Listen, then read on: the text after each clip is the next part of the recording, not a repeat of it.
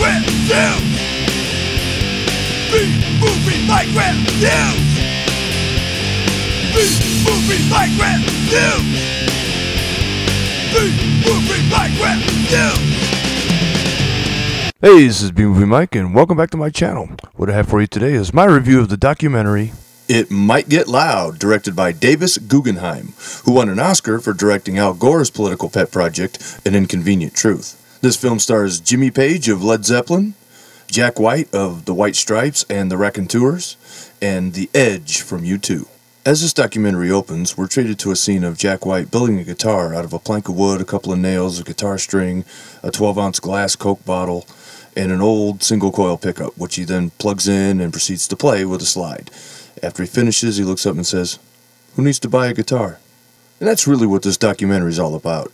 Guitars, guitars, guitars. Electric guitars, acoustic guitars, how they smell, how they feel, the emotions they evoke in the player. And being a guitar player myself, this is something that I could really appreciate and identify with. So if you're a guitar player, this documentary is for you. I enjoyed it 100%. But that's not to say it's perfect. It does have its flaws. It kind of jumps around a little bit. It's a little confusing. The narrative's kind of choppy. And I really don't know why they chose The Edge to be a part of this project. He seems like the odd man out. He doesn't really fit in. You have Jimmy Page and Jack White, and they're very interesting and good. You know, I could have thought of a bunch of other guys that would have fit in better than The Edge. To name a few, I would start with Zakk Wylde. He's a great guitar player. He's got a love for the instrument and respect for all those that came before him. He's a funny guy, entertaining. He would have really added a lot of personality to this project. Another guy I can think of would be Eddie Van Halen. How can you have a movie about guitar playing without Eddie Van Halen in it? This guy single-handedly reinvented how to play the damn instrument. He builds his own stuff. He's a genius. A little wacky, but hey, that adds to the entertainment value. Another guy I can think of, Angus Young of AC/DC. This guy just rocks, and with the blues-influenced theme of this film, Angus would have fit right in and he would have jammed it out.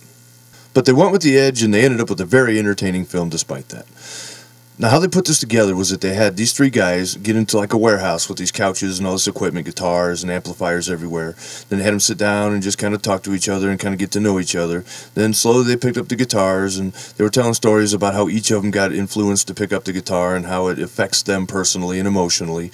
And then we get some backstory of all three subjects intercut with this footage of them on the couch jamming with their guitars, and it's all very fun. Now, the backstory sections of this film are really informative and fun.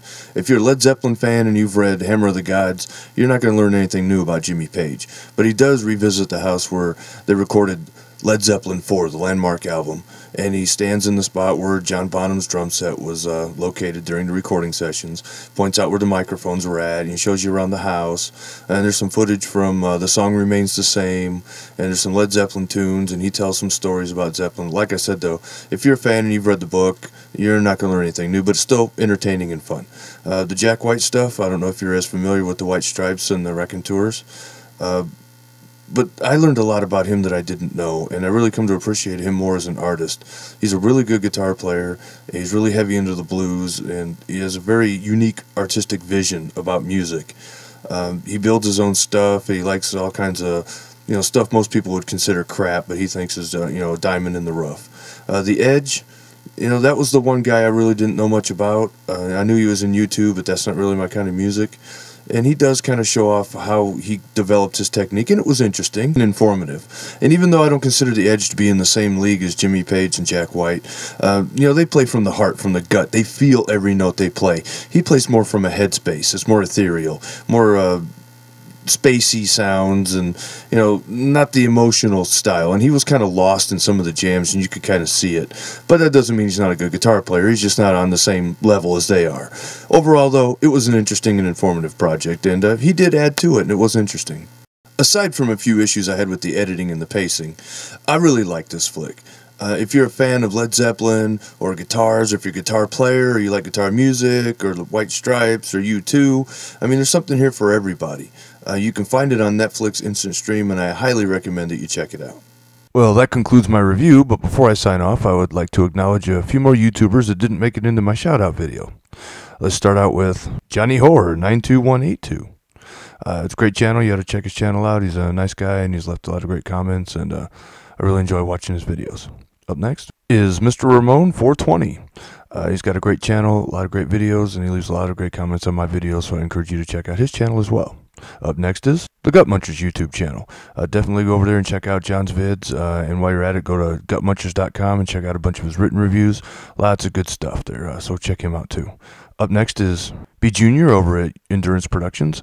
I'm sure a lot of people already know about him, but I just wanted to give a shout out. I love his channel. He does a lot of great reviews, and he's one of the channels I check out all the time. And he's also located in my More Channels of Movie Madness along with the rest of these guys, so check this out. And next is the DVD update. Matt does a lot of great updates and a lot of different kinds of videos, so check that channel out as well. And last but not least is Rambo Raff for Life. You definitely got to check out Rambo Raff's channel. He does a lot of great reviews, a lot of great videos. And he's a great guy, and he's very prolific, and he's always putting out new videos, so there's always something to watch on his channel. So this brings me to the end of my video, and I'd like to say thanks to all my new subscribers and everybody that leaves comments on my videos. I really appreciate it. And I will be back with another movie review or some other kind of video later.